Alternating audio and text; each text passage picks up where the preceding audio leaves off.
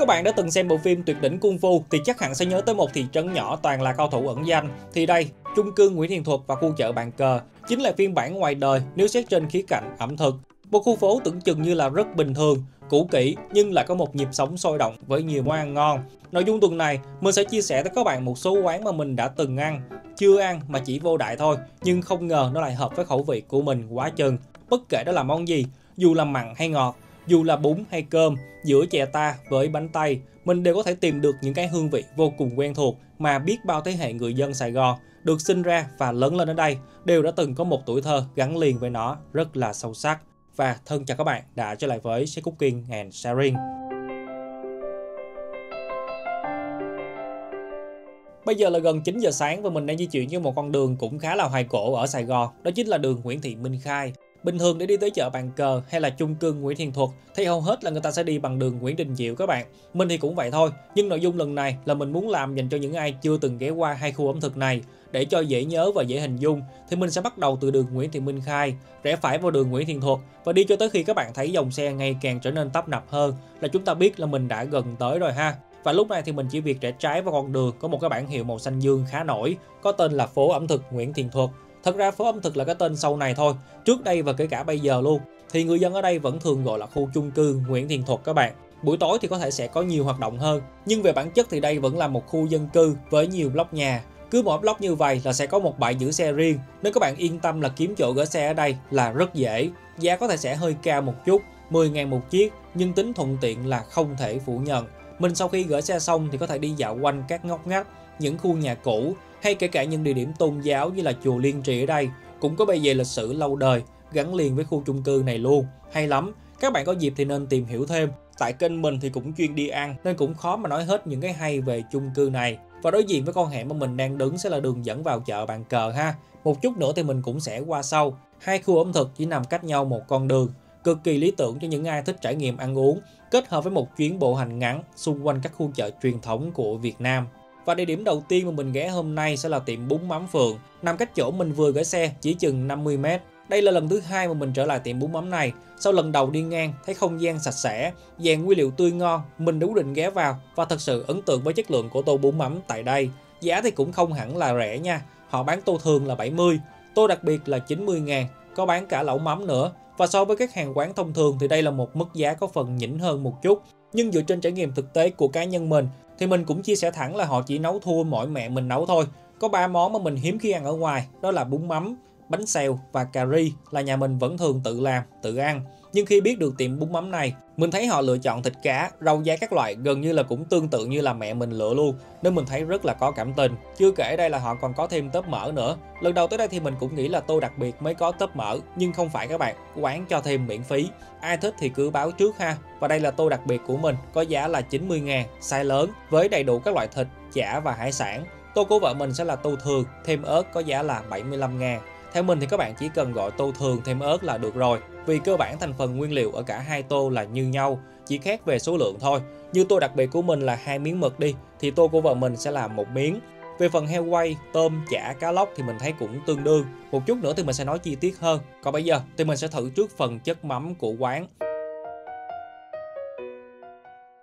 Theo như mình được biết thì họ sử dụng mắm cá sặc, mắm cá linh nấu với nước hầm xương. Ai mà thích ăn thanh mắm, ngọt xương thì nên đi vào buổi sáng như mình là chất nước mới. Còn về trưa, với chiều thì nó sẽ đậm hơn. Tuy nhiên mùi mắm là khá nhẹ các bạn. Mặc dù là quán có nấu với sả và tỏi phi nhưng họ không có lạm dụng. Ai thích nghe mùi mắm thì vẫn còn mùi mắm. Ai muốn có thêm hương sả nhiều hơn thì quán có để sẵn những cái hũ sả xào cho mình tự thêm theo sở thích cá nhân. Bên cạnh đó thì còn có nước mắm me cũng khá đặc biệt. Họ pha theo kiểu mặn nhiều và chua ít chứ không hẳn là chua ngọt như một số nơi. Nên ngoài việc sử dụng nó như một loại nước chấm thì đôi khi mình vẫn cho thẳng vào nước lèo luôn, một chút thôi, ăn nó sẽ đậm đà hơn. Và rau thì cũng rất là đầy đủ ha. Ở đây thì mình sẽ có rau đắng, kèo nèo, bông súng, bắp chuối, rau muống bào, giá hẹ và lá quế. Mỗi thứ nó đều có một cái hương vị riêng.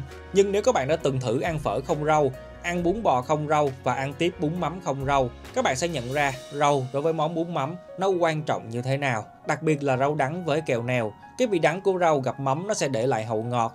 Kèo nèo thì trữ nước, ăn mặn nó không có bị khô khan. Và tại bún mắm Phượng có thể nói từ chất nước lèo, sợi bún, cách nấu và cách lựa chọn các nguyên liệu tôm, mực, thịt quay, chả cá đều khá toàn diện. Chỗ bỏ mối heo quay cho quán cũng là một lò quay ngon, có ướp gia vị nhưng nó không có bị quá mặn, thịt mềm và tỷ lệ nạc mỡ đẹp. Ớt nhồi cũng là một điểm sáng với chả cá dai, đậm vị thịt cá cũng như là vỏ ớt thơm. Tôm mực và cá lóc phi lê thì chắc là có lẽ mình cũng không cần phải nói thêm, hình ảnh đã nói lên tất cả rồi. Đây là một quán bún mắm ngon mà lâu lâu mình mới tìm được một chỗ ăn ngoài, gần giống với nhà làm như thế này, phải nói là quá tuyệt vời.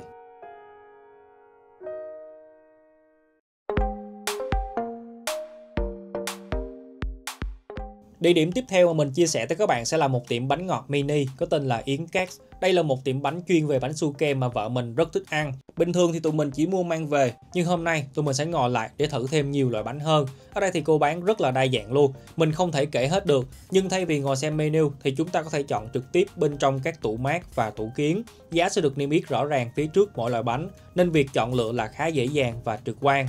Ai thích gì thì chọn nấy. Nhưng nếu đứng ở chỗ này quá lâu, có thể là các bạn sẽ muốn ăn hết cả tủ bánh này nha. Vì cái nào cũng được làm kiểu nhỏ nhắn, dễ thương và nó chỉ có từng chút thôi, giá cũng rẻ nữa. Nên đi 2 người hoặc là nhóm bạn đông hơn, đặc biệt là thế hệ 8X, 9X.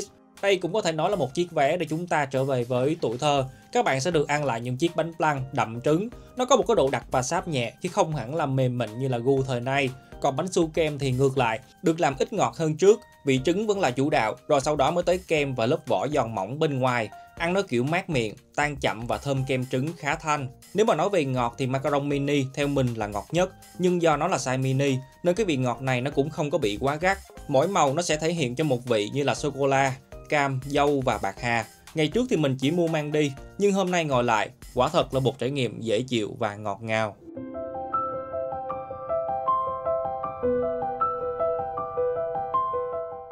Một địa điểm nữa cũng bán đồ ngọt mà mình muốn giới thiệu tới các bạn là một tiệm chè miền Tây, nằm hơi khuất ở bên trong chợ Bàn Cờ. Tuy nhiên đường đi thì dễ lắm, sạch sẽ, nằm cách mặt tiền đường Nguyễn Thiện Thuật chỉ tầm 100 m hơn.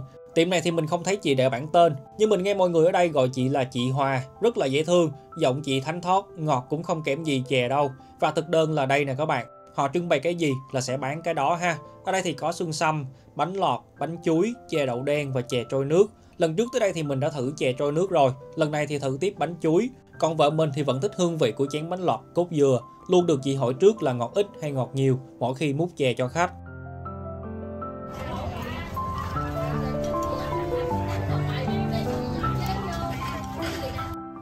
Các bạn có đoán được là với chất lượng và dịch vụ như thế này, một phần chè chị bán có giá là bao nhiêu không? Chỉ có 10.000 thôi, chén là chén sứ nha, chè là kiểu ít ngọt. Ai mà muốn ăn ngọt nhiều thì mới yêu cầu thêm. Và dĩ nhiên không gian chợ trời thì ai cũng biết rồi. Nhưng khi cầm trên tay chén chè mà chị đưa, nó đem tới cho mình một cái sự tương phản như một không khí bình dân, với một cung cách phục vụ nho nhã, không chỉ từ người bán mà còn là trong cả hương vị của các loại chè. Với chè bánh lọt thì các bạn sẽ nghe được hương thơm mềm béo từ bánh lọt lá dứa, nước cốt dừa pha loãng cùng với mùi dầu chuối thoảng qua. Còn bánh chuối thì nó sẽ dẻo ngọt và thơm me. Với mức giá 10.000 thì rõ ràng mình cũng không thể đòi hỏi lượng chuối nhiều hơn, cũng như là nước cốt dừa phải thật đậm sánh, béo thơm, nhưng tất cả đều ở mức trung tính. Chè trôi nước cũng vậy, mình nghĩ đây là một địa điểm rất là thích hợp để quảng bá chè Nam Bộ tới người nước ngoài, đặc biệt là trong ẩm thực đường phố, vì đây là một hàng quán bình dân nhưng nó sạch sẽ, hương vị đã được tinh gọn làm cho thanh hơn, viên chè trôi nước cũng nhẹ nhàng hơn, bột mềm, nắn chắc, nhưng không có bị nặng trịch đậu xanh, chỉ có 10.000 thôi. Mình sẽ không nói đây là một tiệm chè xuất sắc, nhưng nếu ai đó hỏi mình về một tiệm chè mà từ người bán, cách ăn và không khí ngồi ăn đậm chất Nam Bộ đời thường, thì đây sẽ là một địa điểm rất đáng để cân nhắc. Cách tiệm chè của chị Hòa chừng vài bước chân sẽ là một sạp chuyên bán chả giò chiên sẵn và gói sẵn, có tên là chả giò Cô Lý. Ở đây thì họ còn có bán cả tàu hũ dùng thịt, nước mắm pha sẵn, nem chả các thứ, nhìn chung là các thực phẩm nhà làm. Mình thì chưa ăn tiệm này, nhưng dựa trên mùi dầu chiên, nhân thịt và lá bánh, mình đã quyết định mua thử 5 cuốn chiên sẵn. Mỗi cuốn có giá là 6.000 và trở lại khu chung cư để ăn cùng với cơm tấm cho bữa trưa. Tiệm cơm hôm nay mà mình ăn có tên là Cơm Tấm Ngon Sài Gòn, nằm ở lô chay của chung cư Nguyễn Thiện Thuật. Đây cũng là một trong những địa điểm mà tụi mình ghé ăn ngẫu nhiên, do là hai đứa mình đi ngang, nghe mùi gạo tấm thơm quá. Thật sự là cũng chưa đói lắm đâu, nhưng đi ngang mấy lần rồi mà lần nào cũng thơm hết, nên thôi hôm nay ghé vào luôn. Về bảng giá thì họ chưa có cập nhật ha, có lẽ là do vật giá hiện tại thay đổi hơi nhanh. Hôm mình đi ăn thì trà đá miễn phí, cơm sườn bì chả trứng mà mình gọi mình không nhớ chính xác nữa, hình như là 63.000. Còn của vợ mình là cơm sườn miếng, có giá là 42.000. Bàn ghế muỗng nĩa nhìn chung là sạch sẽ, không có bị bám bụi, muỗng nĩa nặng, cầm đầm tay nên mình rất là thích.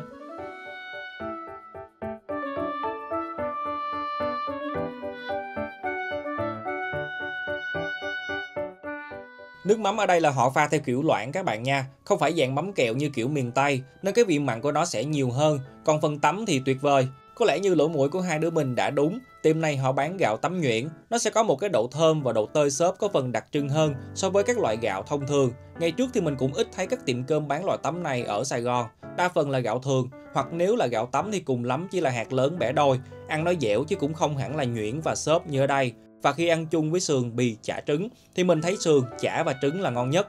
Sườn là cốt lết viền mỡ, được nêm nếm rất là vừa miệng, nướng kỹ, thơm than và không nghe mùi khét. Chả trứng thì nhiều thịt, độ ẩm cao, bên trong là họ còn có cho thêm nấm mèo với bún tàu nữa, nên các bạn ăn nghe nó ngọt thịt, mềm và ẩm trứng dễ chịu lắm. Tóm lại là tiệm cơm này mình rất là tâm đắc, bởi cái cảm giác mà các bạn vô đại một cái tiệm ăn nào đó dựa theo trực quan thôi, nhưng ăn thấy nó ngon và nó hợp với gu của mình, cái niềm vui nó như được nhân đôi vậy. Còn đây là hộp chả giò ban nãy, có vẻ như hôm nay là một ngày may mắn với mình. Món nào hôm nay mình trải nghiệm nếu không phải là ngon xuất sắc thì cũng đáng tiền trong tầm giá. Chả giò họ chiên giòn xốp, nhân thịt và môn nhiều, thơm tiêu, chiên đúng kiểu nhà làm. 6.000 cho một cuốn chiên sẵn, 4.000 cho một cuốn chưa chiên, với mình là hợp lý.